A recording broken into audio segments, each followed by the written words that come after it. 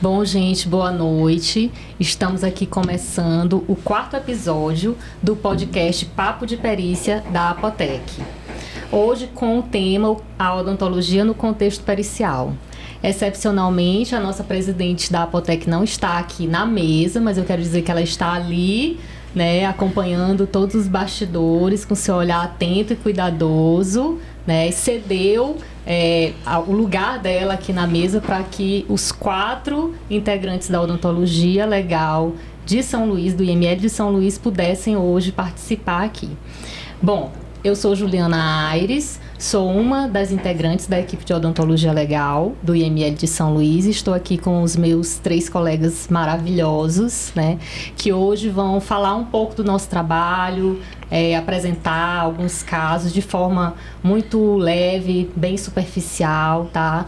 E a gente espera que ao final do podcast as pessoas tenham conseguido entender um pouco mais o que é a odontologia legal, né? Principalmente dentro do contexto pericial. De antemão, eu quero dizer que quase toda a equipe de odontologia legal do Maranhão está aqui nessa mesa hoje, né? Nós 4 estamos lotados no IML de São Luís e temos mais uma colega, que é a Renata Kelly, fazendo referência aqui a ela, que cuida lá da região de Timon.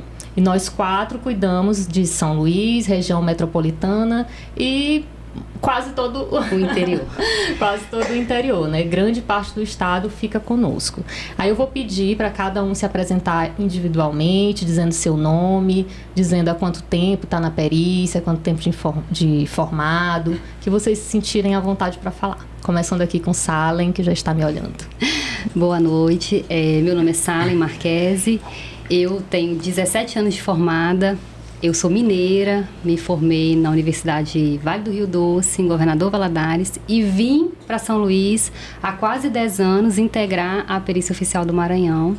Então tem 9, quase 10 anos que a gente já está atuando como perita aqui, como odontologista aqui no estado. Eu me sinto acolhida pelo estado, sou assim... Já é maranhense. Quase maranhense, já. Né? Já. O filho não nasceu aqui, mas veio bem bebezinho, já se considera maranhense. Exato, também. Já morava aqui, né? Quando fiquei grávida, fui a Minas só para ganhar o filho assim perto da família e ter um apoio, uma rede de apoio. Depois a gente retornou e ele é bem mais maranhense do que mineiro. Do que mineiro, com tá certeza. Vendo? Bebeu da água do Maranhão, não esquece mais. Agora João, que é o nosso caçula da equipe. Boa noite. Primeiro eu queria agradecer ao convite para estar aqui batendo esse papo com as minhas colegas da equipe e para falar um pouco da nossa atuação na perícia, da nossa rotina de trabalho no IML. Meu nome é João, eu sou formado na Universidade Federal do Ceará há 7 anos e há quase 3 anos eu faço parte dessa equipe, atuo aqui em São Luís com as minhas colegas e a gente vai falar um pouquinho hoje sobre o nosso trabalho, nossa rotina. Passar a palavra para minha colega. Boa noite, eu sou a Juliana Aguiar, eu já tenho 17 anos de formada também, sabe, igualzinho. Estou atuando na perícia como odontologista há 8 anos, um aninho depois de vocês, sim, né? Apesar da gente ter feito o mesmo curso de formação, mas aí a minha nomeação foi um ano depois. E...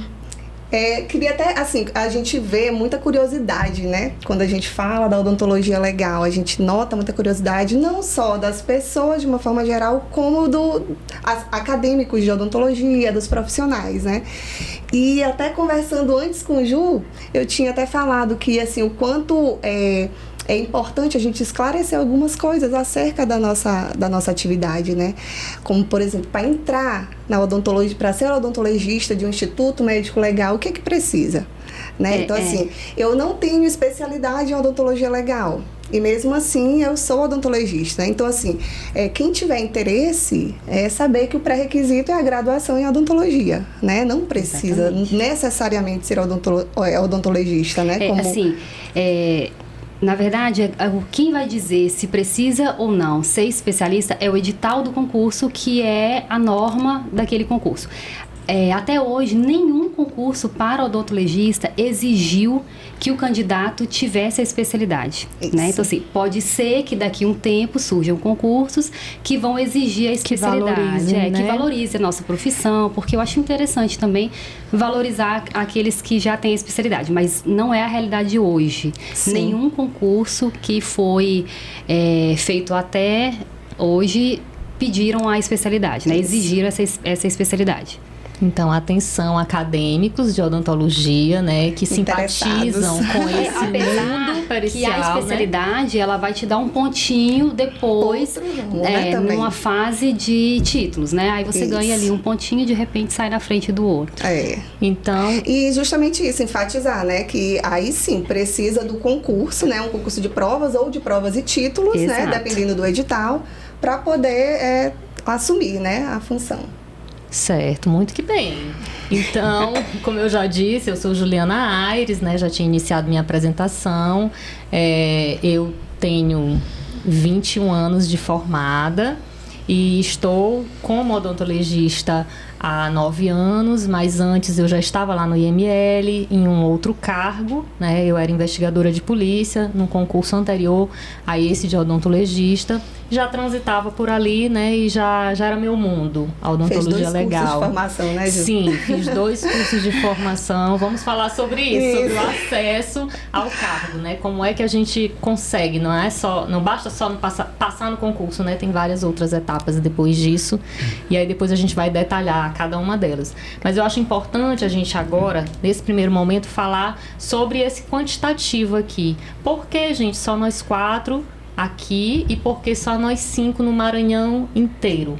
Por que esse número tão reduzido de vagas para odontologistas, né? Não só no Maranhão, mas isso é recorrente em vários outros estados, né? Temos algumas exceções, a Bahia tem acho que 60 odontologistas, né? Bastante também. Paraíba também tem muita gente, mas a gente vê que esse número pequeno se repete em vários outros estados e estados grandes, né? Santa Catarina, acho que Rio Grande do Sul, né? Alguém consegue me dizer assim o porquê? Por que vocês acham que tem mais vagas para outros cargos e para a gente tem pouca? Por que os estados, né? Olha, na verdade eu acho que isso é reflexo até não só da odontologia legal, mas eu acho que maior que isso, da odontologia como um todo. Você nota em concursos mesmo na área da saúde que sempre são ofertadas poucas vagas, das Forças Armadas. E pra gente também faz parte da segurança. A gente sempre nota, não só aqui, eu acho que em muitos estados é uma realidade assim, bem frequente, só que eu acho que é uma realidade que pode estar em transição, porque aos poucos a gente vem mostrando o nosso serviço. Tomara, né? Tomara. Vem mostrando os resultados do nosso trabalho, que eu acho que aqui nessa conversa a gente vai mostrar para as pessoas, para que elas entendam de fato o que a gente faz. E eu acho que a tendência é promissora. Eu espero. Que bom, vamos ter essa expectativa e esperança, né? Que esse número de vagas aumente, não só aqui do Maranhão, né? Mas em vários outros estados por aí. E aí, já que a gente está falando de números e especialização e odontologia legal, eu trouxe aqui um dado que eu achei muito curioso, tá? A fonte é o nosso Conselho Federal de Odontologia. É uma informação que eu peguei hoje na internet, então acho que quem tiver curiosidade e for confirmar isso aí, nós temos hoje mais de 390 mil dentistas inscritos, né, nos conselhos regionais de odontologia no Brasil. E desse pessoal todo, nós temos apenas 902 especialistas em odonto legal, certo? Comparado a isso, na especialidade de ortodontia, para quem não conhece, é aquela especialidade que comumente a gente pode dizer para uma pessoa leiga que coloca aparelho, né? Aparelho ortodôntico nas pessoas. Nós temos mais de 30 mil inscritos, mais de 30 mil especialistas, né? Então, olha a diferença de números, né? Por que será que as pessoas não estão se interessando pela nossa especialidade? Mas eu acho, Ju, que agora esse número tende a aumentar um pouquinho, porque surgiram novas especialidades, especializações em odontologia legal. Quando eu fiz a minha especialização há 10 anos atrás, eram pouquíssimos lugares que ofertavam a especialidade. As instituições que ofertavam o curso, e o próprio, por exemplo, as pessoas que formaram comigo, os colegas, eles não entendiam o que eu ia fazer. Então, assim, existia pouco conhecimento dos próprios colegas que estavam se formando naquela época sobre a área da odontologia legal. Dos Hoje, nossos eu pares, acho, né? Imagina. E vários colegas não entendiam o que eu ia fazer. Sabe, você está fazendo o quê? A gente se encontrava, né? Tinha passado 1 ano, 2 anos de formada. Eu faço odontologia legal. Odontologia legal, mas você vai fazer o quê? Você vai trabalhar com o quê? Eles não tinham o menor conhecimento. Pois é exatamente isso que eu quero que a gente fale aqui, para as pessoas entenderem. O odontologista, ele é o dentista dos mortos? Ele trabalha só com cadáveres? Como é isso? Isso como é o que as foi pessoas pensam. Pois é, como foi a reação familiar e até dos próprios colegas de vocês, né, de turma, das universidades, causa assim um certo estranhamento, e né? Muita curiosidade, esse né? nosso interesse, né? Esse nosso interesse por esse lado. E também quando as pessoas descobrem que para ser odontologista tem que ser policial e aí usa arma, né? Como é o acesso para o sistema de segurança, para a gente, para o nosso cargo, que é, para a nossa profissão, que é a profissão da área da saúde, né? Como é que um dentista não vai mais andar de branco, não vai mais atender em consultório, vai passar a usar arma, faz concurso, e como é o concurso, tem as etapas de academia de polícia, teste físico, teste de aptidão, teste psicológico. Um universo muito diferente, na verdade. Não, com certeza, é unânime. É unânime o dentista dos mortos, né? Quando a gente fala que trabalha no IML. Então, assim, a gente até ri, pelo menos, eu dou risada, né? Porque, assim, é muito além disso, né? A gente as pessoas não têm ideia da gama de funções, de atividades que a gente faz dentro lá do Instituto Médico Legal. E acho que é por isso que é importante a gente vir aqui, né, e conversar e expor todas as nossas atividades para que as pessoas tenham entendimento. Mas é unânime que a gente cuida dos mortos, como é que a gente consegue lidar com, você dorme, você consegue dormir, você consegue comer. Você chega São em essas casa, perguntas você come. Exatamente, essas perguntas. Mas aí, eu adoro falar de números, né? E a última avaliação que a gente fez no IML de São Luís, por exemplo, mostrou que mais de 90% dos casos atendidos no IML de São Luís são casos em vivos, né? E aí, como é a nossa participação nos atendimentos em vivos? Fala aí, João. Realmente, a nossa rotina, muitas pessoas acreditam que por se tratar do IML, a gente vai acabar lidando mais com o cadáver, né? E na prática, a gente vê que é completamente diferente. No IML, a gente lida com casos de lesão corporal, acidente de trânsito, violência doméstica, agressões físicas, a de cautela, que são aqueles exames feitos nos custodiados, nos presos. Isso. E também trabalhamos com os cadáveres, nos casos de identificação, nos casos da antropologia forense, quando chega uma ossada não identificada, a gente faz todo um estudo, uma análise, né, aprofundada, detalhada, para estimar o sexo. Mas espera aí, vamos fazer aqui uma observação. Tu falou em antropologia, né? Sim. Quer dizer que a mesma equipe de odontologia legal é a equipe de antropologia, é tudo junto, misturado? Não, Sim, então, a gente tem realmente, né, essa nossa equipe composta por nós 4 aqui no IML de São Luís, que a gente fica no setor da odontologia legal, mas a gente também tem o setor de antropologia forense, que aí fazem parte nós 4, mais 2 médicos. De novo nós, né? De novo nós. Na verdade, como nossa equipe é muito reduzida, nós não temos hoje condições de separar a equipe que vai fazer o atendimento das pessoas vivas, o atendimento dos cadáveres, por exemplo, o atendimento da antropologia forense. Então, a gente tem que se desdobrar e fazer todo o trabalho, porque nós não conseguimos fazer essa divisão que ocorre em alguns IMLs. Então, tem IMLs que existe a equipe de antropologia forense, eles cuidam só das ossadas e dos cadáveres em avançado estado de decomposição, que vão ser reduzidos à ossada e feito todo aquele exame antropológico de construção de perfil biológico. Então, nós não temos hoje condição de fazer isso. No futuro, quem sabe, quando a nossa lei mudar e novos colegas entrarem, nós podemos fazer essa divisão.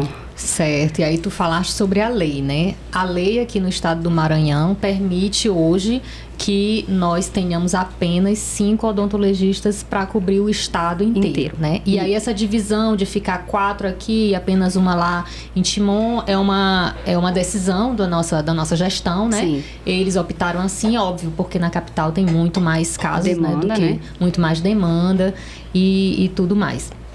Mas assim, então, para as pessoas que estão hoje cursando odontologia, que têm intenção de um dia serem odontologistas, expliquem aí o que precisa acontecer no Maranhão, né, para essas pessoas poderem Elas entrar precisam aqui. ter o coração aberto, como eu tive, de prestar concurso em outros locais. Outros Porque estados. hoje no estado do Maranhão, nós estamos com todas as vagas preenchidas. Está lotado. Está lotado. Né? Então a gente tem que Mas aposentar. isso pode mudar, a lei do estado Exato. Com pode, certeza né? é o que a gente pode espera. mudar. Mude, né? Sim, Porque muito. Sim, se a Vai gente tem aumentar a nossa estado com equipe, né? 60 Ai, odontologistas, gente, por que que o exato. nosso só tem 5, né? E fazer a interiorização da perícia, né? Colocar esses odontologistas no interior para atender a demanda do interior, que muitas Exatamente. pessoas não Sabe que é conseguem grande, vir. né, essa demanda.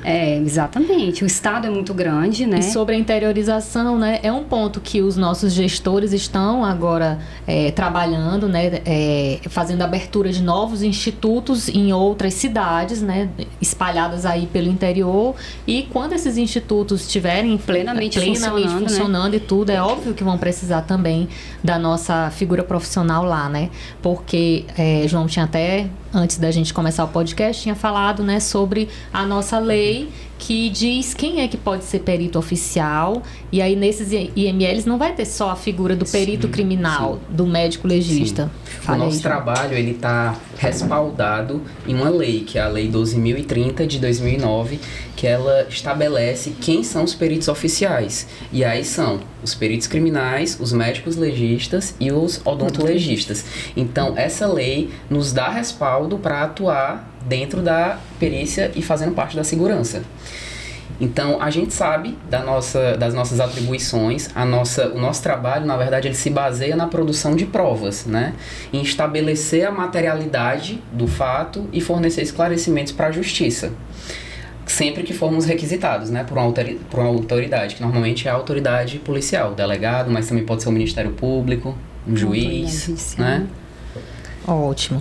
E aí, quando a gente estava falando sobre o estigma, né, do odontologista como dentista dos mortos, eu imagino que as pessoas façam essa ligação, porque a história da odontologia legal é muito ligada, né, a esses fatos históricos de grandes catástrofes, de identificação pela odontologia, e aí ficou isso muito marcado no imaginário popular, né? Sim. E aí, se vocês puderem me falar sobre o nosso marco histórico da odontologia legal, né, que foi o incêndio do Bazar da Caridade, lá em Paris. Foi em 1897, né, em Paris. O Bazar da Caridade era um local que fazia leilões beneficentes, né? E aí teve um incêndio e aí foram mais de 120 carbonizados, né? E aí houve uma boa parte da identificação desses carbonizados, né? Que já não se consegue carbonizado, não consegue ver mais nada, né? E o que a odontologia legal é tão importante nisso? Os dentes, eles suportam altas temperaturas, né? Então, assim, os estudos mostram que mais de 1000 graus Celsius os dentes suportam ainda e permanecem com as características deles que a gente consegue fazer a identificação. Especialmente os dentes posteriores, que ficam bem protegidos mais aqui protegidos por estarem numa posição, né? Então, foi muito importante. Ele teve uma contribuição muito importante na identificação de várias vítimas nesse caso, né? E para a elucidação não só desse, como vários outros casos. Todo mundo conhece aí. E no nosso dia a dia a gente consegue perceber isso, porque nós recebemos muitos corpos carbonizados, né? E se uma pessoa leiga, né, uma outra pessoa, de repente, olhar a situação com que o corpo se apresenta, pode achar que não tem mais nada a ser recuperado. E quando a gente começa a manipulação daquele corpo, a gente consegue recuperar ali, ver que a arcada começa dentária a aparecer uma estrutura ou outra, né? Que no primeiro momento não foi bem limpinha, bem íntegra, e a gente consegue identificar aquele corpo porque ficou ali aqueles dentinhos bem preservados. Quanto os outros tecidos que ficam muito mais degradados com a ação do fogo, né, já se perdem muitas informações e os dentes ficam lá guardadinhos. Que é um dos papéis que a gente tem maior orgulho de fazer, né? Quando a gente consegue contribuir para identificar uma pessoa, para a sociedade, para a justiça, devolver aquele corpo para a família, né? Sim. E aí é importante também a gente lembrar que quando um corpo, por exemplo, chega já em estado muito avançado, né, de decomposição, que não tem mais condição de fazer a identificação pelas impressões digitais, né, pela papiloscopia, a gente vai tentar outros métodos, né, tão importantes quanto. Então, é importante a gente frisar que não existe hierarquia entre esses métodos, né? Os métodos reconhecidos, né, internacionalmente, os 3 principais métodos, né, não que os outros não tenham sua importância também, mas os 3 principais, que são a odontologia, papilo e o DNA, né, identificação genética. E temos aí que a papilo a arcada dentária, elas são com menor custo, menor tempo, então, assim, é excelente, só que a gente bate mas aí... nenhum método superior ao outro, nenhum né? método superior o que vai ao outro. depender da escolha do método de identificação vai ser o modo de apresentação que aquele cadáver além está do ali, modo né? de apresentação com que o cadáver está, a disponibilidade de informação antemortem. Porque se você tem, por exemplo, a impressão digital do corpo, mas aquela pessoa não tem o cadáver preservado, ele tem lá, nós conseguimos coletar a impressão digital, fazer análise, mas ele não fez um registro de identificação civil, ele não tem um RG, ele não tem a... Só tem certidão de nascimento. Como nós vamos comparar com quem? Então ele é o não nosso tem maior informação. trave, né? O que a gente mais observa na nossa rotina é isso, essa dificuldade de fazer o que a gente chama de cara crachá, né? Que é o comparar... Fazer o match. Isso, ver se dá o match das informações pela falta de informação antemortem. Só esclarecendo assim, a odontologia legal, o método odontológico de identificação, ele é comparativo. Então, nós precisamos coletar informações no cadáver e informações antemortem daquela pessoa que está desaparecida. E aí nós fazemos ali a fase de confronto das informações e verificamos se tem coincidências suficientes e de qualidade para a gente conseguir fazer sem contradição, sem nenhuma divergência que não possa ser explicada. Certo. Né? Agora, o que todo mundo me pergunta, e se a pessoa nunca foi ao dentista na vida? Se a pessoa não tem prontuário odontológico? Se ela não tem prontuário, o caminho fica mais difícil, mas não é impossível. Então, hoje, nós temos vários trabalhos, vários estudos que já dão subsídio para a gente fazer, por exemplo, a identificação através da análise do sorriso. E com as redes sociais, as pessoas gostam de tirar muita foto, sorriso. Então, existem esses registros feitos antes da morte. Então, nós pegamos já fez alguns casos de sobreposição de imagens que a gente faz, uns casos muito bonitos, né? De análise mesmo da linha do sorriso. Inclusive, bem interessante sobre isso que você está falando, de sobreposição e do uso do sorriso, né, das imagens para auxiliar na identificação, que foi um cadáver que deu entrada no IML até recentemente, em um estado bastante avançado de putrefação, e as digitais já tinham sido perdidas. Então, ou sairia pela odonto, ou pelo DNA. E a gente sabe que o DNA é mais demorado, é um custo maior. Sim. Então, como essa pessoa, ele tinha feito parte das Forças Armadas, ele tinha uma ficha de identificação que foi fornecida pelos familiares, e aí, fazendo a comparação, né, com a documentação que foi fornecida antemortem com o exame, né, pós-mortem, a gente comparou esses 2 registros e foi possível observar que se tratava realmente daquela pessoa. Todas as obturações que tinha naquele exame, as mesmas restaurações estavam presentes na cavidade oral do cadáver. E além disso, a gente também recebeu fotos dele e ele tinha traços que o individualizavam bastante. Ele não tinha os características particulares. Eles né? não tinham os caninos superiores. Ótimo. Ele tinha os incisivos centrais superiores, os laterais, e já partia para os pré-molares, ele não tinha os caninos. Ele tinha genesia, provavelmente. Isso, provavelmente ele tinha genesia. E os laterais, eles eram bem pequenos. Então, ele realmente tinha os incisivos laterais. E os centrais eram projetados assim mais para baixo. Então, ele tinha realmente um sorriso muito marcante que o individualizava. E aí, daria também realmente para usar esse método. Que talvez passasse despercebido nessa informação para um leigo, né, até para os familiares, podia até perceber que tinha alguma coisa diferente no sorriso dele, mas não sabia exatamente. Mas aos nossos olhos, né, treinados e atentos. E assim, aqueles colegas que estão assistindo, que fazem clínica, é importante a gente destacar que quando eles atenderem, né, e fizerem ali o exame do paciente, se tiver alguma particularidade importante, que eles descrevam essa particularidade no prontuário daquele paciente, porque se por um acaso precisar desse prontuário para fazer uma identificação, vai contribuir muito, né? Pode ser que essa particularidade seja o único fator que faça com que a gente consiga identificar, né? Às vezes uma giroversão... Não, e sem falar que é um dever, né? Do profissional. Exatamente. Né? Vamos falar sobre esse correto, inclusive, o prontuário. Esse correto preenchimento e guarda, né? E manutenção do prontuário odontológico. O que a gente pode fazer? O que a gente pode dizer aqui? É só quem tem uma clínica odontológica ultramoderna, com disponibilidade de aparelhos para realizar exames de imagem, ou um serviço público tem condições de fazer um registro também adequado, embora um pouco mais simples. O que a nossa experiência lá tem nos mostrado? Eu acho, assim, tem condições e tem obrigação, como o Ju disse, né? Porque quando nós formamos, nós estamos regidos por um código de ética. E o código de ética, ele diz que é nossa obrigação elaborar e manter atualizado o prontuário. Então, a forma com que você vai elaborar vai depender, é claro, ali da sua rotina, mas deve ser feita da forma mais completa possível.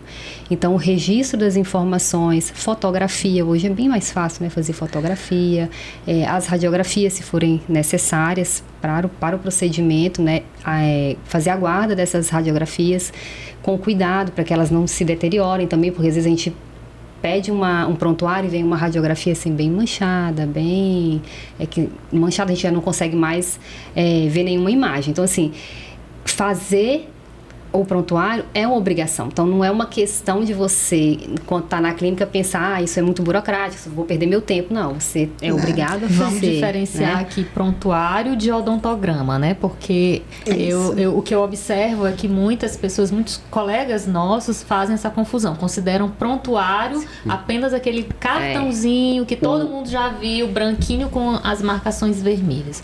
Mas me diz aí o que é o prontuário. O prontuário, na verdade, ele é considerado o documento clínico mais importante. Ele não é um documento isolado. Único, não é? É um conjunto.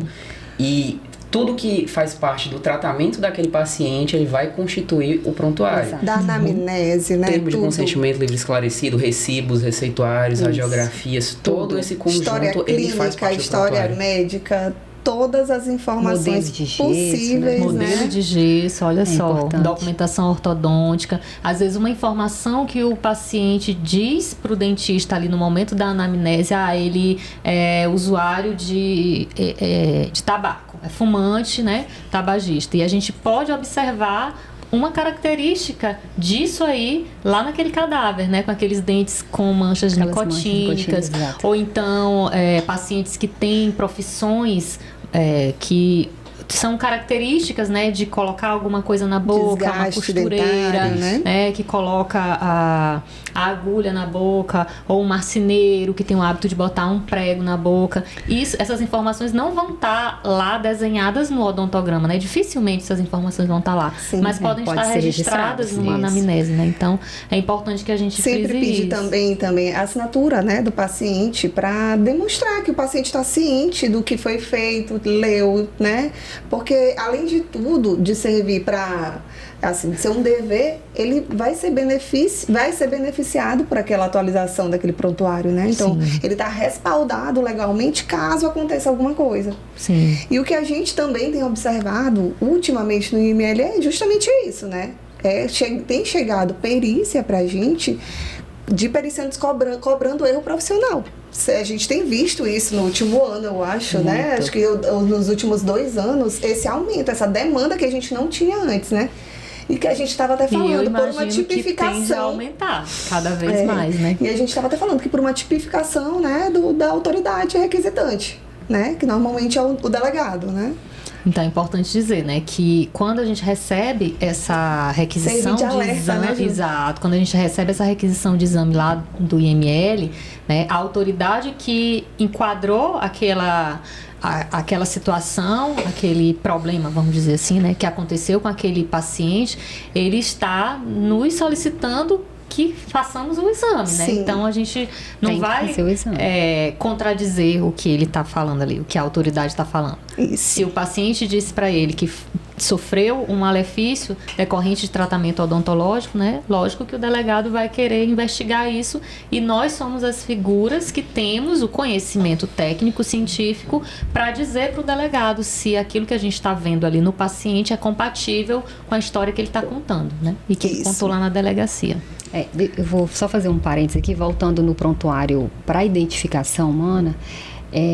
chega a ser constrangedor quando a família ela vai ao IML. Então nós vamos explicar que nós vamos fazer um exame odontológico e é necessário que a família vá em busca do resgate ali do prontuário daquela pessoa desaparecida. E aí a família consegue o prontuário e aí a família retorna para o IML cheia de esperança de que aquele prontuário vai servir como base para a nossa perícia, para que a gente possa identificar aquela pessoa e ela resgatar ali o seu ente querido, né, que ela está sofrendo. E aí quando a gente analisa o prontuário, vem aquela frustração, né? O prontuário não tem. Basicamente os valores que foram cobrados. Isso. Né? O orçamento sempre está presente. O orçamento está presente, né? Mas as informações odontológicas... Assim, e às vezes o profissional até colocou que fez uma restauração, mas não indica qual foi o material usado. Tem muito disso, extrações, não fala nem quais são os elementos dentais. Então, assim, é bem constrangedor. A família se enche de esperança de que conseguiu o prontuário, de que vai dar certo, que vai conseguir a identificação daquela pessoa e de repente é um banho de água fria. Olha, esse prontuário infelizmente ele não serve como base para fazer essa perícia. E é complicado até a gente explicar isso para a família, né? Porque além da frustração, eles podem também ficar um pouco irritados, né? Com aquele profissional. Porque muitos colega questionam, né? Poxa, mas ele não tinha que ter escrito. E a gente fica numa situação bem complicada também, né? Porque... E hoje em dia, gente, que todo mundo tem celular com câmera boa, né? Eu acho que não tem muita justificativa deixar de fazer o registro. Se não quer escrever, se não quer ter o trabalho de ficar detalhando, faz foto, ou então encaminha o paciente para fazer documentação em clínicas de documentação odontológica, né? Eu acho que é algo tão simples, né? E deixa todo mundo resguardado. Bom, gente, e aí a gente já falou bastante sobre cadáveres, sobre ossada, mas não falamos tanto sobre os exames em vivo, né? Os exames em vivo, a gente faz exames só na boca do periciando que está lá no IML, ou a gente pode fazer em outras partes do corpo também, desde que esteja ligado de alguma forma à odontologia. Quem pode me explicar? A gente faz além da boca, né? Na face, né? Então, todas as lesões que forem na face, a gente passa pelo médico, porque muitas das vezes o que a gente observa é que também tem lesão no corpo, né? Mas quando é da face, é nós odontologistas que fazemos, né? Mas tem as marcas de mordida. Isso que eu queria. Era esse ponto que eu queria puxar. Verdade, as marcas de mordida que podem ser em qualquer parte do corpo. Exatamente. E que acontece, e que chega pra gente, né? Mas quais crimes, assim... Bem característico, crimes, né? Sexuais, né? Ou lesões de defesa também. A vítima mordeu o agressor morder a vítima, né? E para tudo isso precisa do odontologista para fazer esses exames lá, né, gente? Exatamente. E essa mordida, ela pode identificar quem foi o agressor. Então, é muito importante, né? De repente, existe e mais do que isso... principalmente excluir uma pessoa que pode estar sendo acusada injustamente. E já aconteceu. Olha só. Já aconteceu aqui no Pode IML. falar assim superficialmente sobre o caso? Teve uma perícia, né? A moça estava lá e essa pessoa, ela foi pegada pela população, assim, para ser linchada, né? Acusada como sendo participante daquele crime, porque tinha alguma coisa na casa dele que fazia referência ali ao material que tinha sido encontrado e ele tinha várias marcas de mordida, mas não eram compatíveis com as mordidas, com a boca dela, né? E ele falava... A vítima que mordeu... a vítima que mordeu o agressor. Certo, que no caso não era esse que a população estava acusando, né, gente? Em tempos hoje, né, de linchamento, não só virtuais, mas linchamentos reais, né? Que acontece que as pessoas não vão em busca da informação, não vão se aprofundar para saber se de fato aquele é o agressor, se aquela pessoa que se diz vítima realmente eles pegam, né? Assim, então, que eles entendem que participou e de repente colocam a culpa pega alguém suspeito, né? E já taxa como verdade aquilo que ele é o criminoso. E aí, mais uma vez, a gente tem que mostrar, né, o papel da perícia. É a perícia que vai fornecer as provas, né, para as autoridades, para mostrar que aquela pessoa não está envolvida ali naquela cena de crime. E justamente o que Salem falou da marca de mordida, a gente faz, que normalmente, o que acontece? A pessoa que foi mordida é a primeira a chegar lá no IML, né? E aí a gente faz mesmo análise, faz registro fotográfico, faz análise, a gente vê a marca de sucção, né? Que normalmente fica uma equimosezinha vermelhada, roxeada no meio, que é da sucção pela língua.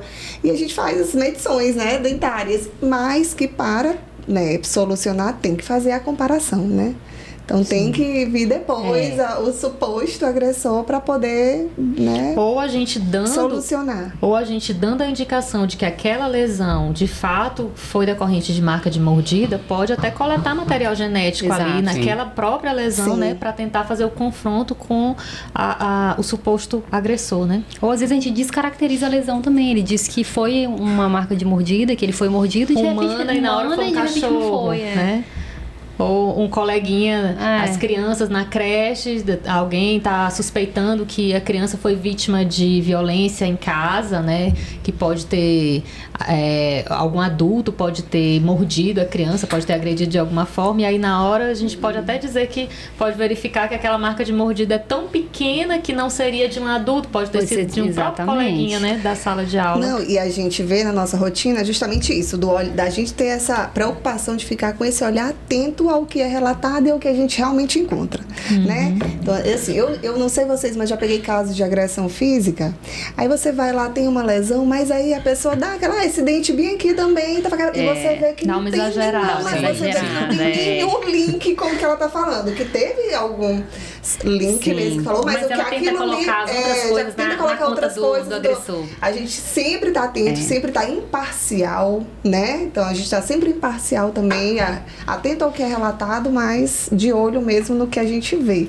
Confia desconfiando e acredita nas provas. Isso. Porque a gente tem que estabelecer o nexo, né? Se faz sentido o que aconteceu, que é o fato, né, alegado pelo periciando, com o que a gente está constatando ali. E estabelecer o nexo. Porque realmente muitas vezes a gente olha e vê que não, e que o não tempo faz sentido. relatado, né? Que é tão importante. Inclusive, é até interessante que fique claro para a população que em casos de agressões como esse que a gente está citando das mordidas, que elas busquem um atendimento pericial o mais rápido possível, porque essas lesões elas podem se perder, elas se alteram. A lesão, né, pra gente coletar o material genético. Elas se perdem com o tempo. E muitas vezes em casos que a gente precisa inclusive coletar DNA, é um vestígio DNA que se perde facilmente, se perde com a exposição solar, se você higienizar aquela região, você pode perder material biológico. Sim. Então é importante que essa pessoa procure a delegacia, seja realizada uma requisição e ela vá ao IML para realizar o exame pericial, o exame de corpo de delito. Certo. E aí, quando esse periciando chega lá no IML, gente, as pessoas que têm o hábito de assistir CSI, que veem toda aquela mega estrutura, né, já começam a imaginar que nós temos também algo parecido, como é a nossa realidade lá no nosso instituto. Conseguimos fazer o nosso trabalho, conseguimos fazer desempenhar bem e com qualidade o nosso trabalho, mas nós temos que falar que nós poderíamos ter uma estrutura bem melhor, né? Sim. Podem me dizer. Acho que acontece hoje em dia que realmente existe uma glamorização da perícia, né? A gente liga a televisão, tem muito seriado, CSI, esses true crimes que hoje em dia todo mundo assiste e acham que realmente a gente consegue resolver um crime muito rapidamente. Muitas vezes não é assim. Com muita tecnologia. Com muita tecnologia, a gente não dispõe de tudo aquilo.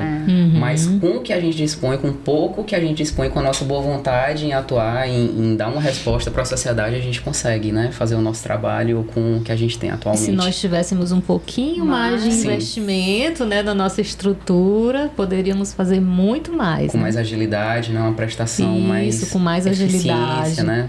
Isso. Também aí volta para a questão dos recursos humanos, né? O quantitativo. Isso. Se fôssemos em maior número, né? Enquanto um desceu para fazer um exame de ossada, tá examinando um cadáver em decomposição, não precisa a sala de exame em vivo estar fechada esperando, né? O perícia externa, né, Ju? Porque a gente faz a perícia externa também. Vai no hospital, quando o periciando ele não tem condições de ir ao IML, né? Tá hospitalizado.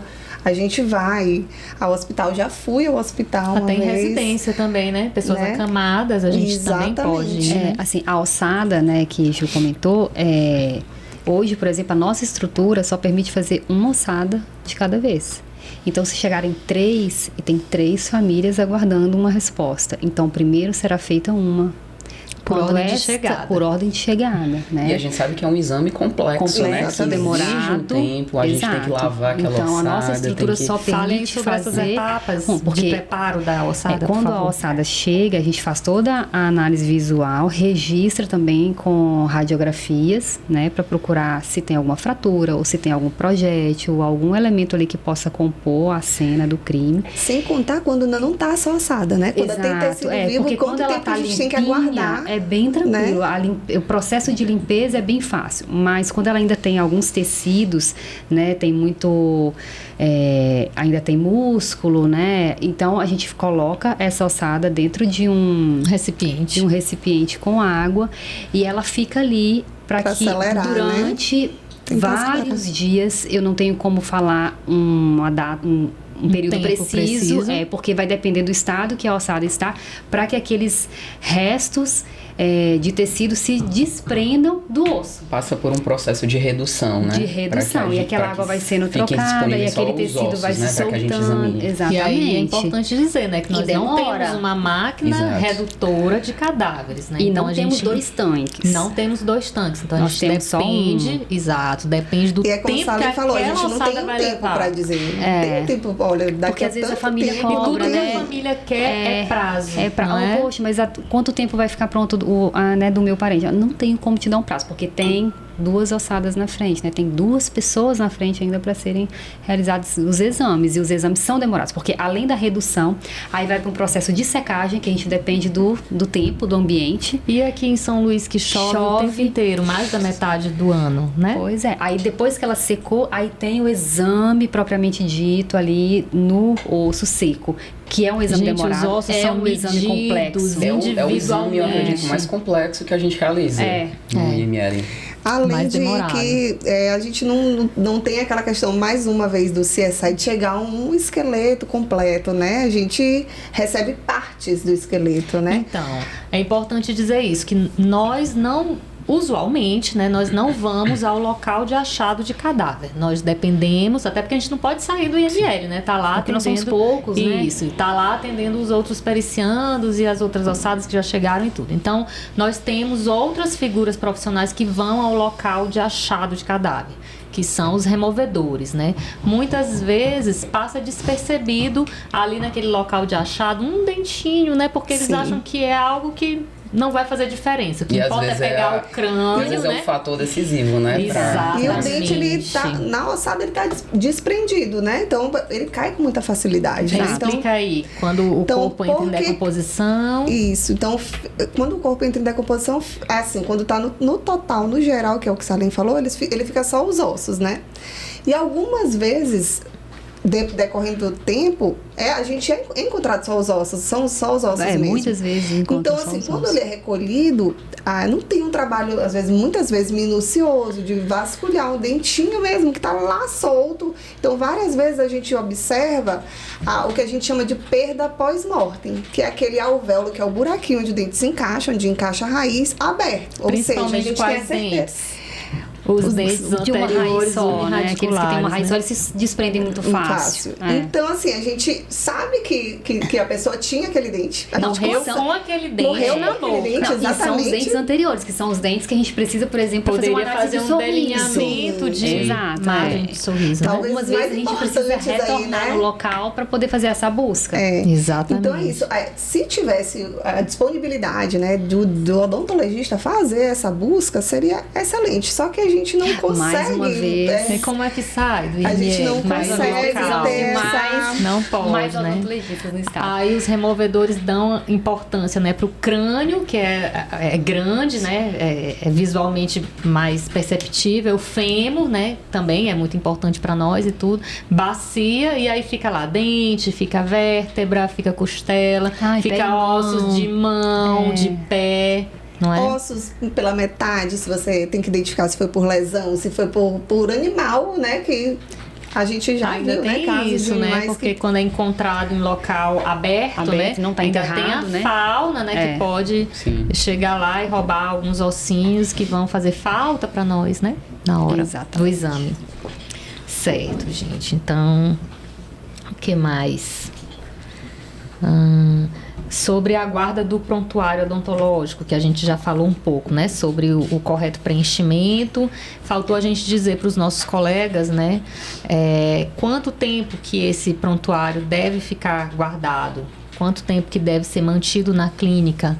Assim, por muito tempo não existia uma determinação exata por lei de quanto tempo seria Era uma necessário. briga, né? Era uma briga. Cada organização Exato. dizia um prazo. E uma legislação falava uma coisa, outra legislação falava outra. Agora existe uma lei, que se eu não estou enganada é a 13787 de 2018, e ela estabelece um prazo de 20 anos contado a partir do último registro, do último atendimento daquela pessoa.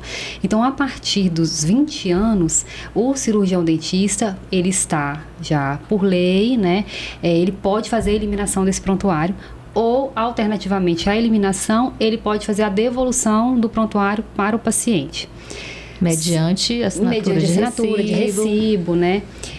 A eliminação, eu entendo que seja muito prejudicial, apesar que ele está amparado por lei para fazer, mas no caso de identificação, por exemplo, se ele eliminou o prontuário, nós perdemos as informações ante-mortem daquela pessoa que está desaparecida. Né? E para o próprio resguardo do profissional, se daqui a 20 anos, depois que ele eliminou aquela documentação, ele passar por um processo judicial e precisar provar, né, a conduta clínica dele, ele já não tem mais também. Legal, né? Ele não tem mais como provar. É por isso que, como você está falando, que existem realmente uma divergência, porque já houveram, né, algumas normativas que diziam prazo, só que aí foi promulgada essa lei, mas também tem o Código de Defesa do Consumidor, que fala que idealmente seria a guarda por toda a vida do profissional. Porque existe a figura do vício oculto. A sugestão, né? A nossa sugestão é realmente o que eu percebo é que os colegas reclamam muito do espaço físico, né? Mas hoje já existe, né, a alternativa de você digitalizar o prontuário, né? É claro que a digitalização tem que ser feita segundo as normas, né? Com certificação digital, tem um custo. Mas aí, né, o colega não vai mais ficar com aquela sala de prontuários ali, modelo de gesso, guardados. E aí ele não perde aquela informação, se por um acaso no futuro ele precisar se defender, ele tem, né, a documentação para se defender. E hoje em dia essas informações são tudo jogadas na nuvem, né, gente? Pois digitaliza tudo, contrata ou uma empresa, ou compra um certificado, né? Digital, seguindo as normas. As normas, a gente não vai detalhar aqui agora. Brasil e aí joga tudo isso na nuvem, gente. Não precisa mais dispor do espaço físico. Exatamente. Né? Agora a gente já tem alternativa, não tem mais que reclamar. Então, não joguem os prontuários odontológicos de vocês fora. Digitalizem, guardem. São importantes para vocês, para nós, para os pacientes de vocês e para os familiares. Certo, gente. Então, agora a gente pode falar sobre os nossos casos de maior repercussão, né? Que vocês se lembrarem aí de alguns casos até curiosos, ou mesmo assim, de maior importância na nossa vida profissional. Me contem. Eu tenho um caso bastante interessante, que acho que todo mundo aqui, acho que só não o João, porque acho que foi antes, João. Acho que o João ainda não tinha entrado na equipe que todo mundo época. Conhece, porque era uma moça que estava desaparecida há 2 anos. Já sei quem é. Todo mundo sabe quem é. E aí, eu acho que, inclusive, foi antes de eu entrar, já estavam procurando por ela. Então, ela já estava desaparecida, e aí, cada vez que dava entrada um cadáver lá feminino, né? A família ia pra saber se era. Então já tinha passado 2 anos, né? E sempre a família indo lá, né? Sempre. Gente, é uma busca que não acaba, né? Porque eles sempre sabiam quando dava entrada. Quando vinha um cadáver feminino dessa região lá, né? A família já... Acho que também tem o papel da mídia, que hoje em dia sai tudo muito rápido, então... E até os grupos de WhatsApp. E eles ficavam vigilantes. Então, entrava um cadáver feminino e diziam. E aí, a suspeita de ter sumido, né, com a moça foi o marido, né, que alegava que ela tinha falado pra ele que ela tinha se apaixonado por uma outra pessoa e fugiu de tinha sumido com ela, né. Então assim, não tem corpo, não tem prova, não tem nada o que fazer contra ele, né. Então, um certo dia chegou uma ossada muito incompleta, né, o crânio, o crânio e a mandíbula. Só que ela tinha documentação odontológica.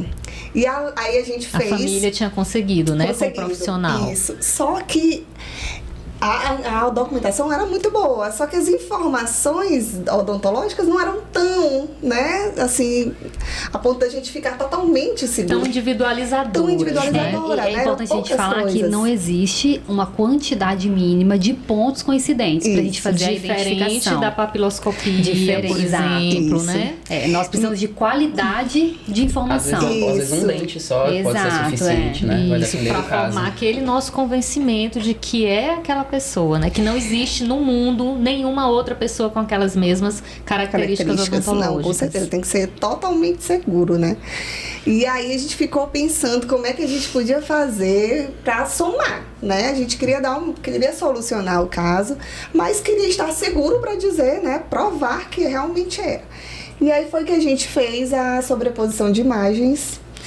E a gente, pelas fotos, né, que a família conseguiu, a gente colocou num programa de computador, fez a linha do sorriso. Pediu ajuda também, né, para outros institutos de outros estados. Exatamente. Eu acho isso tão importante a gente falar, vamos tirar né? foto na posição que a cabeça tá, e é assim, um trabalho bem minucioso, mas conseguimos.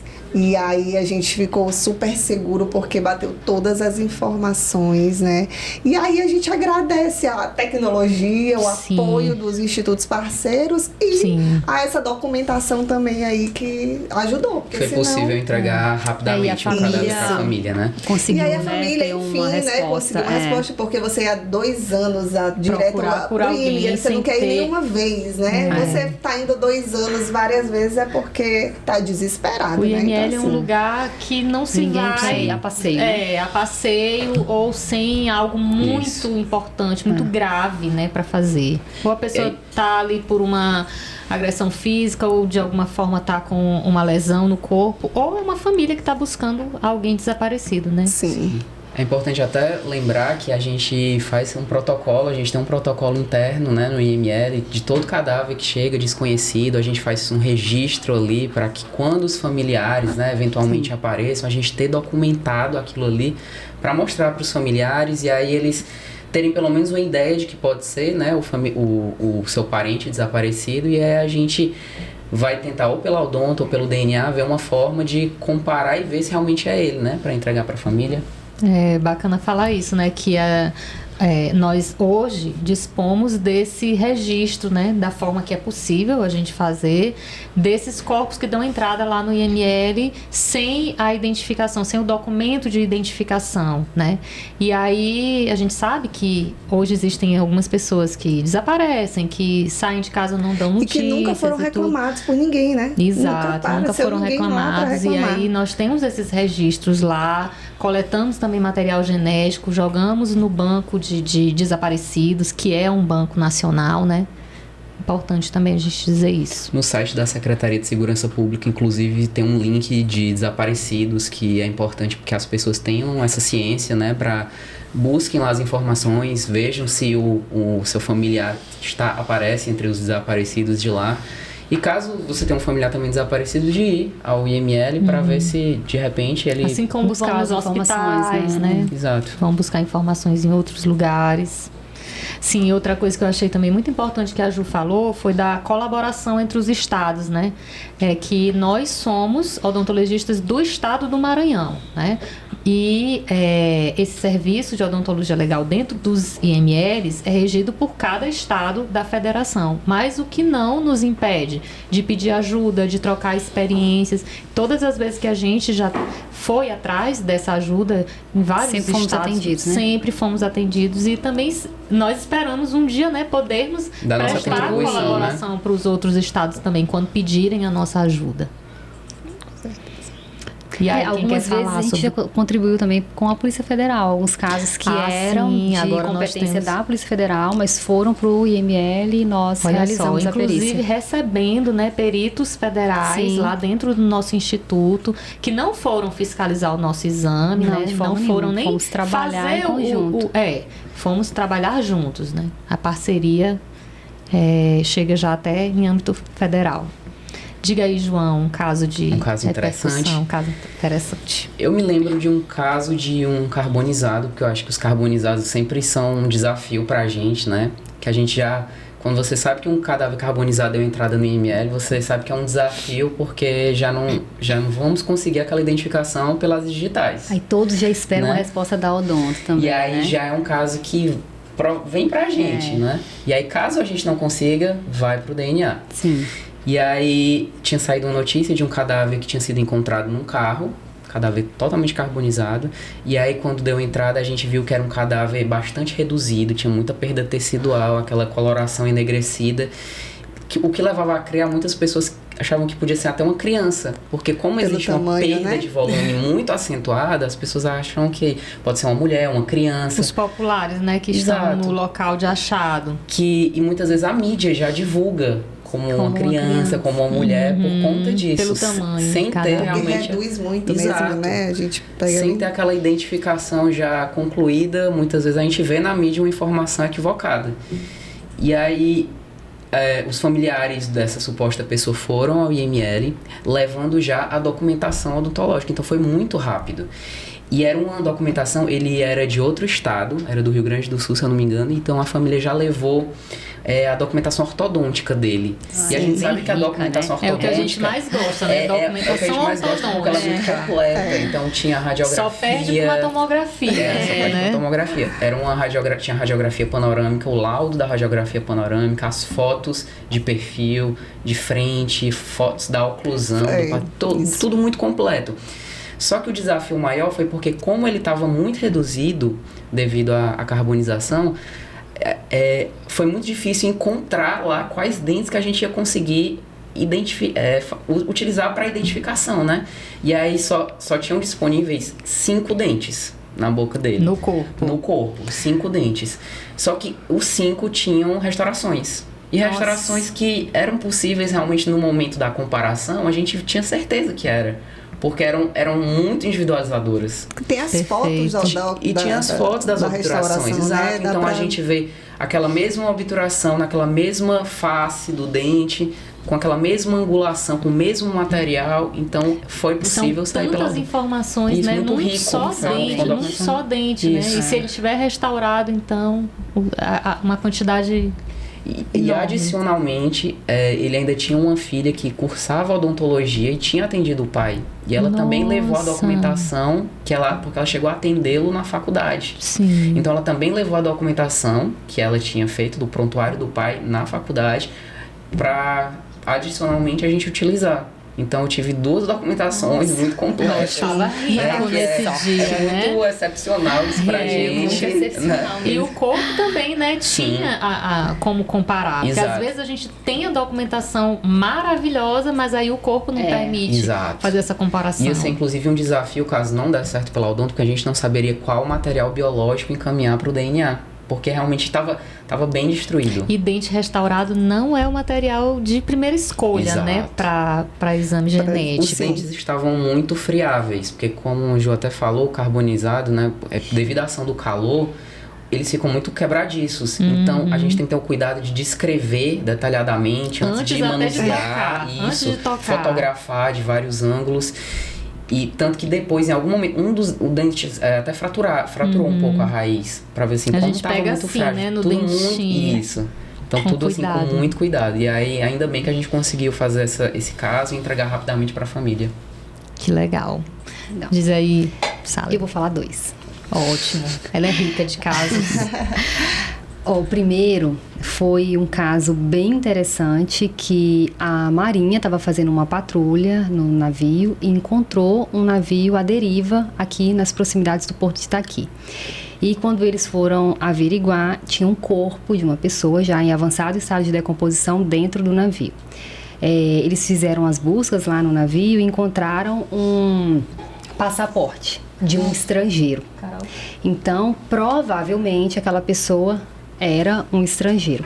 Esse corpo ele foi para o IML, né? Nós fizemos a perícia e nós conseguimos contato com a embaixada daquele país para que a embaixada entrasse em contato com os familiares dessa pessoa. E os familiares estavam na França, encaminharam para a gente uma película de uma radiografia panorâmica E nós fizemos a Explica mesma... o que é a radiografia panorâmica. A radiografia panorâmica é uma radiografia que ela pega todos os dentes, assim, é como se fosse uma boca aberta, assim, então ela vai pegar todos os dentes. É bem rica em informação, é tudo que a gente precisa. Então, assim, eu não recebi nenhum prontuário escrito. Eu recebi uma radiografia panorâmica vinda da França. E nós pegamos aquele indivíduo, cuidamos ali daquele corpo e fizemos também uma radiografia panorâmica no cadáver. E aí nós conseguimos fazer a comparação com a radiografia antemortem e a radiografia pós-mortem e ficou assim um caso lindo de observar como era tudo muito perfeito. E aí é importante dizer que a gente não tem o raio-x panorâmico, né, dentro do nosso instituto, mas temos as instituições parceiras, Foi uma parceria, né, exato. quando a gente pede ajuda, as clínicas, as universidades sempre fornecem, né, essa parceria conosco. E aí, em contrapartida, eu vou contar um outro caso que eu não recebi nenhuma radiografia, porque é muito mais confortável pra gente quando nós recebemos um exame de imagem, né? Porque o exame de imagem, ele mostra muitas informações. E foi um caso de uma moça que ela foi aqui na praia, ela afogou, foi encontrada tempos depois, já sem praticamente tecido nenhum, mas tinha ainda a face. E eu recebi uma documentação muito simples, praticamente uma ficha descritiva dos procedimentos que ela tinha. Pública? De clínica pública, de procedimentos que ela havia feito. Mas a dentista foi tão cuidadosa no momento de descrever as informações que só com aquele prontuário, mas aquela ficha descritiva do exame, nós conseguimos liberar esse corpo. Assim, era muito rico de informação, apesar de não ter nenhuma imagem radiográfica.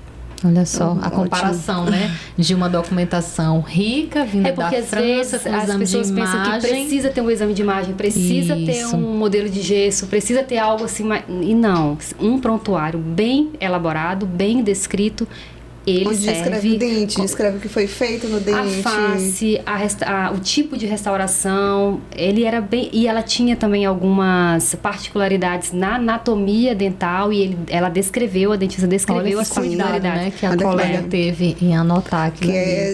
A descrição das características é muito raro. Eu não lembro de ter pegado então, em casa. Foi e bem é bom legal. A gente também lembrar, eu lembro desse caso, lembra, eu estava né? envolvida nesse teu último... Nos dois, né? Nos dois. Porque, gente, assim, quando a gente diz assim, conta um caso teu, conta um caso teu, é a pessoa que estava naquele dia que recebeu, de plantão, né, e recebeu aquele corpo. Mas, na verdade, todo mundo da equipe trabalha. Né, no mesmo caso. E a gente não hesita em ligar um pro outro, ou até mesmo ir no plantão do colega e tudo para prestar ajuda. Então, esse caso, né, esse teu último aí da moça, eu me lembrei que acho que a gente precisou de algumas informações, não foi? Conversar com a dentista. Gente, isso é normal, tá? Se um dia vocês receberem uma ligação nossa, colegas dentistas clínicos, se receberem uma ligação nossa, um pedido de informação adicional, não se preocupem, não é nada demais, não é para criticar o trabalho de vocês, criticar o prontuário, é mesmo para somar um pouco mais, porque a gente, às vezes, tem uma particularidade, uma coisa tão marcante num paciente nosso que a gente não lembra do rosto, mas lembra do dente. Eu lembro que tinha um dente conoide, aquele dente que é fininho, parece dente de vampiro. Eu lembro que tinha um dente tortinho, ou um dente a mais, ou um dente a menos, como o caso do João, né? Então, acontece. Já tudo isso ajuda isso ajuda muito. Algumas vezes a gente já precisou, né, pedir informações adicionais para os colegas. Já fomos em clínicas odontológicas, né, para tentar pedir a documentação, porque às vezes o colega fica receoso, com medo, eu mando ou não mando? A gente manda uma cartinha, né? Solicitando aquele prontuário, aí alguns ficam com medo e tal, mas a grande maioria consegue, né? Fornecer essas informações pra gente, manda um telefone de contato, olha, doutora, se precisar de mais alguma informação, pode ligar e tudo. Né? Exato. Eu já recebi até de uma clínica que tu conhece, um relatório maravilhoso de um dentista que lá nessa clínica o prontuário é digital. né? Tudo Sim. informatizado.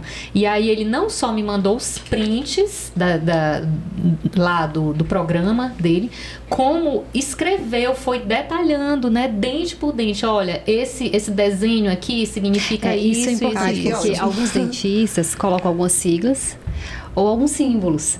Então, assim, se você colocar algum símbolo, você tem que fazer legendar aquele símbolo, porque a gente não consegue adivinhar o que você está pensando. Um né? círculo preto ou um círculo vermelho. Eu Pra já mim vi pode até ser estrela. uma cor. Estrela. Então, tipo, É um bem piercing. é complicado. A gente, às vezes, chama o colega para Isso. ele poder esclarecer as dúvidas que a gente tem ali, mas é só mesmo uma questão de esclarecimento. Isso. E aí também a gente não pode falar só dos casos de sucesso, né, gente? Eu lembrei numa dessas chamadas de colega, né, que eu recebi um colega recém-formado que tinha alguma divergência nas anotações dele, de prontuário e tudo.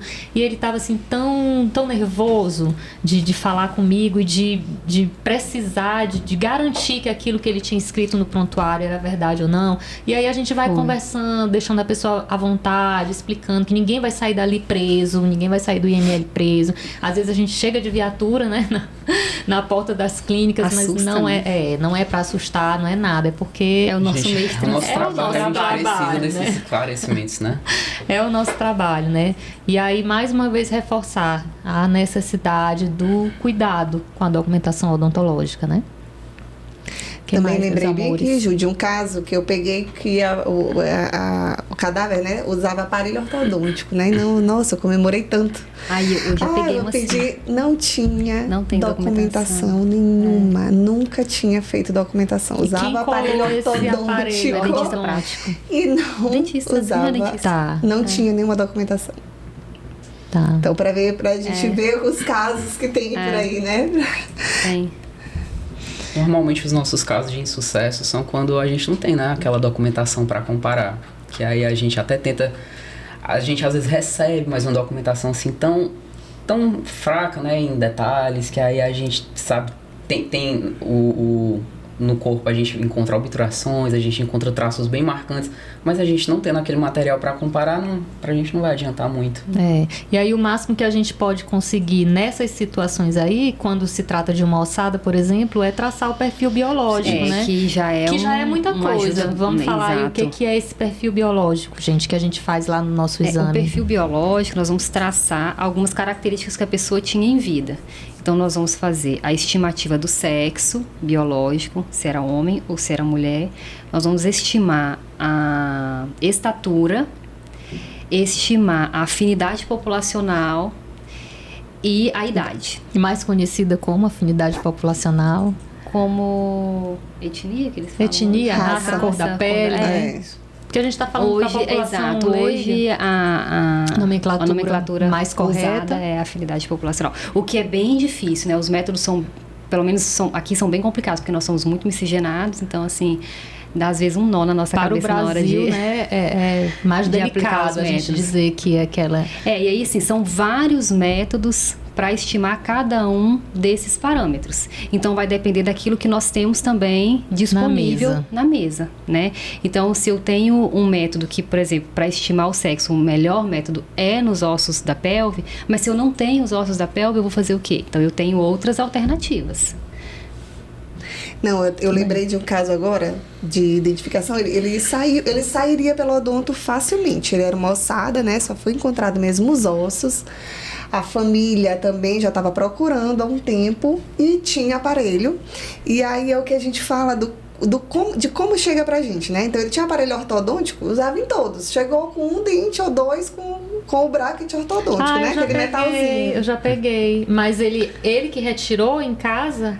Não sei, não dá Porque pra um caso que eu Foi? peguei parecido com esse, bem parecido, Foi? acho que é moda, né? As pessoas tirarem os brackets em casa e deixar um ou dois.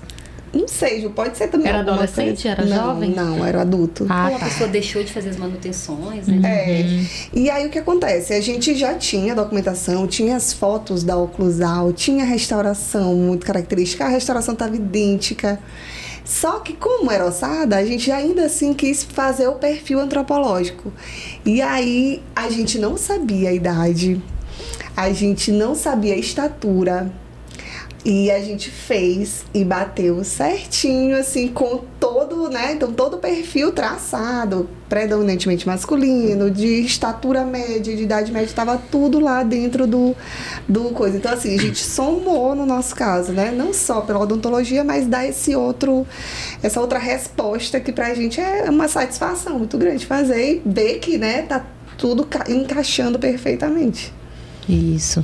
E quando a família agradece a gente, né, por ter muito. conseguido a identificação, gente, é algo assim que eu acho que eu nunca vou conseguir entender, né? A gente tá dando a pior notícia da vida da pessoa e mesmo assim eles ainda agradecem. A busca deles é incessante, né? Porque esse rapaz desapareceu em um município, essa alçada foi encontrada em outro município. E mesmo assim a pessoa vai lá, então assim, realmente assim, tá desesperado, né? Atrás de saber do seu ente e é bom que vá, né? Porque aconteceu que desapareceu em um local, foi encontrado em outro. Foi encontrado em outro, né? Então, querem falar mais alguma coisa? Diga aí, João. Faltou. Eu lembro de um caso também interessante, mas na verdade foi em vivo. Que eu acho que aconteceu há 2 anos, mas foi o caso mais interessante assim em vivo que já veio pra mim. Que foi um senhor que ele chegou, assim que ele entrou na sala da gente da odonto, ele tinha uma cicatriz enorme, de malar a malar, de um lado ao outro, com um leito deprimido. Então, na hora já era uma cicatriz que impactava, assim, você vendo. E aí ele foi me contar a história. E olha que a gente é acostumado, a ver muita cicatriz, coisa, né? Sim.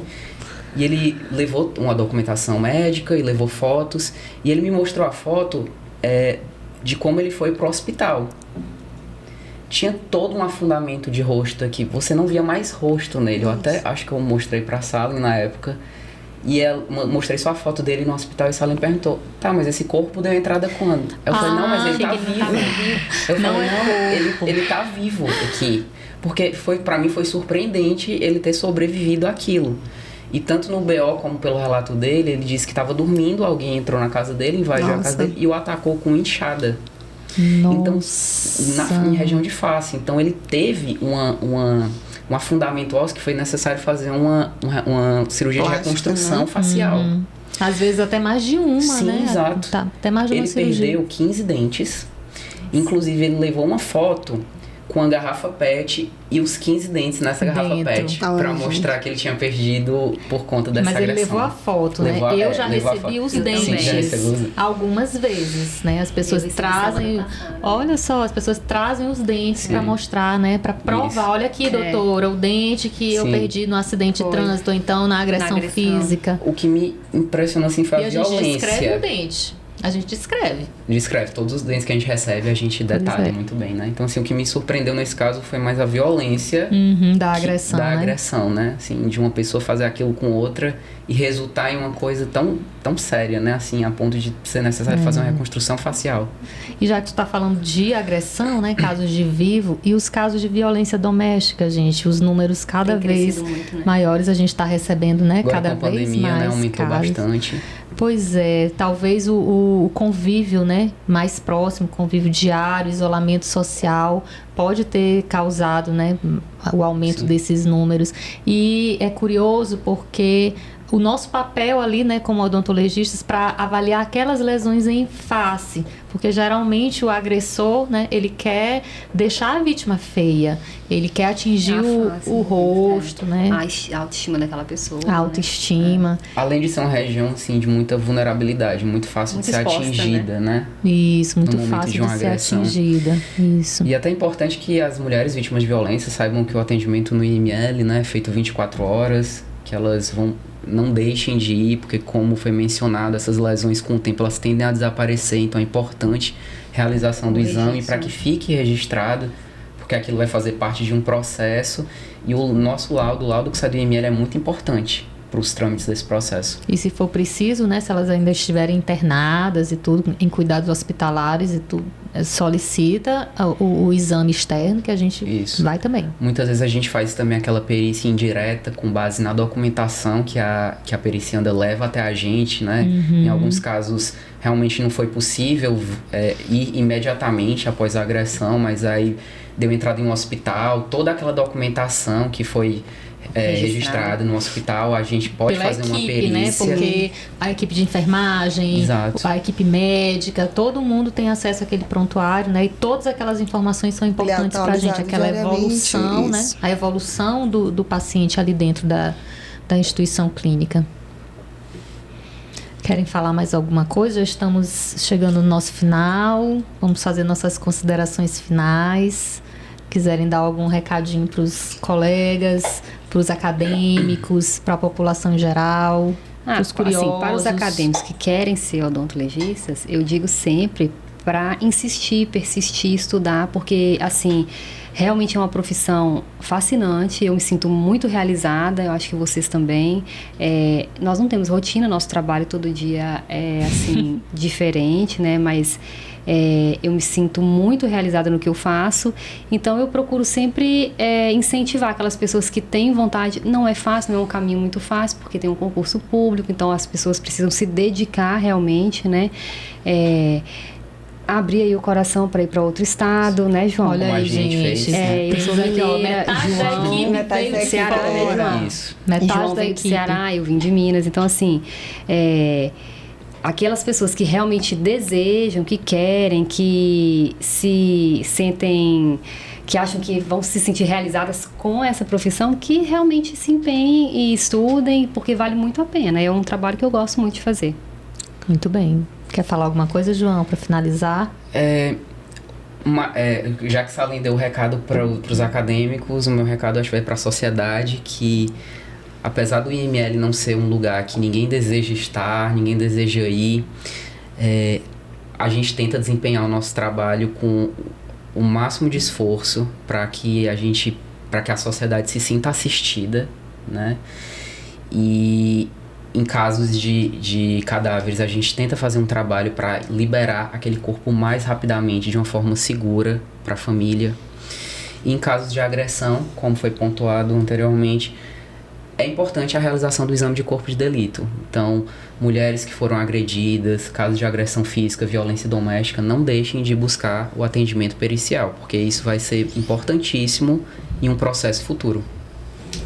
Eu lembro que nós fizemos até uma postagem, né, na rede social da Apotec, falando sobre isso, que não basta só o registro do boletim de ocorrência, né?